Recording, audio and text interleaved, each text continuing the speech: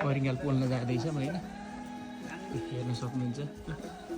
अहिले चाहिँ अरिङ्गाल पोल्दैछौँ है हामी, हाम्रो अरिङ्गाल पोल्ने कार्यक्रम भइरहेछ।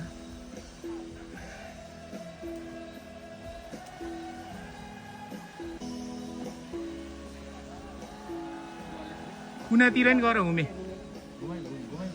घुमाएर गरे, कुनातिर नि गरे। अहिले चाहिँ हाम्रो अरिङ्गाल पोल्ने कार्यक्रम हुँदैछ होइन, तपाईँहरू देख्न सक्नुहुन्छ भिडियोमा। यो चाहिँ हाम्रो गोठमै थियो, गोठको छेउमा भएर डिस्टर्ब गरिरहेको थियो हामीलाई होइन। कुनातिर नि लग है हुमु,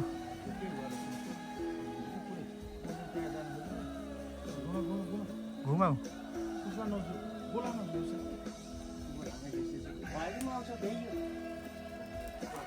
खस्न लाग्यो यार, एउटा पनि उड्न पाएन है। अङ्कल समात्नु है।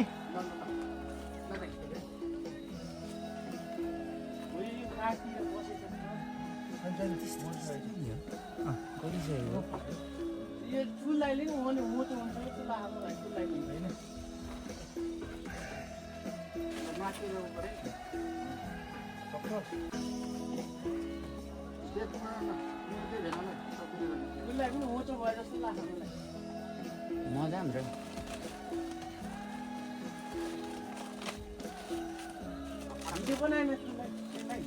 मैले बनाएको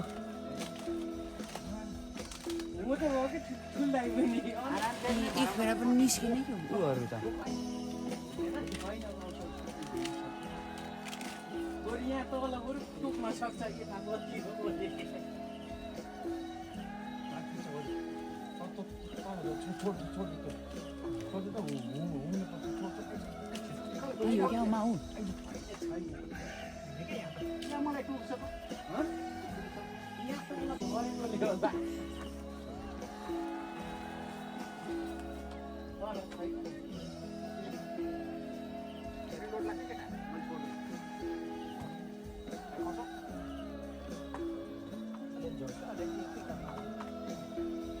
झोस हुमे अलिअलि।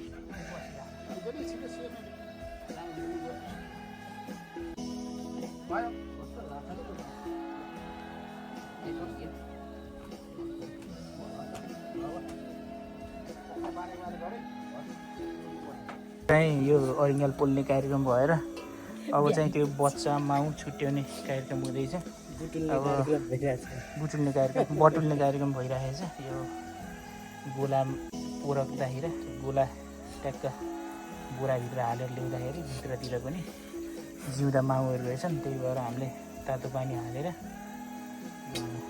माउहरूलाई मारियो। अनि त्यसपछि चाहिँ यो सबै भिजेको चाहिँ त्यही भएर अहिले चाहिँ हामी बच्चा माउहरू छुट्याउने काम गर्दैछौँ। हेर्न सक्नुहुन्छ तपाईँहरू परातमा, परात के भन्छ यो भाँडोमा टन्न जम्मा भइसकेछ, अझै धेरै छ होइन लागि। अहिले लास्टमा सबै जम्मा गर्दाखेरि यो भरिन्छ जस्तो मानेछु मैले मेरो अनुमानमा है। ल अहिले एकछिनमा फेरि भिडियो बन्छ। अरिङ्गाल बटुल्ने कार्यक्रम पनि लगभग अन्तिम चरणमा पुगिसकेको छ।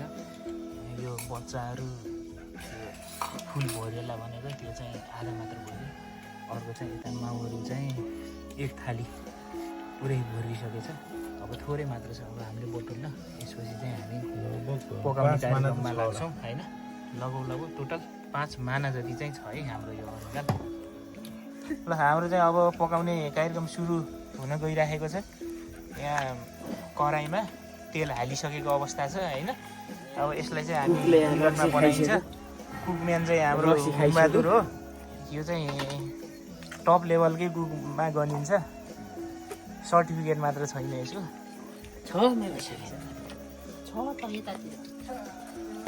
हाम्रो यो अरिङ्गाल चाहिँ अन्तिम चरणमा पुगिसकेको छ। हामीलाई अन्तिम चरणमा पुग्ने क्रममा पानीले पनि डिस्टर्ब गर्यो है।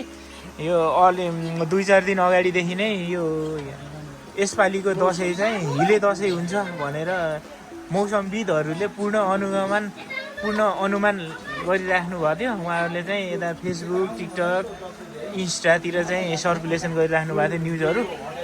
नभन्दै हामी यो अन्तिम चरणमा पुग्दाखेरि पानी परेको अवस्था छ र हामीलाई डिस्टर्ब पनि गर्यो र अहिले चाहिँ हामी पिँढीतिर सारेर यो अरिङ्गाल पकाउँदैछौँ। यो अरिङ्गाल चाहिँ एकदम पाकिसकेको अवस्था छ। अब केही समयमा हामी यसलाई उतारेर खाइन्छ पनि है।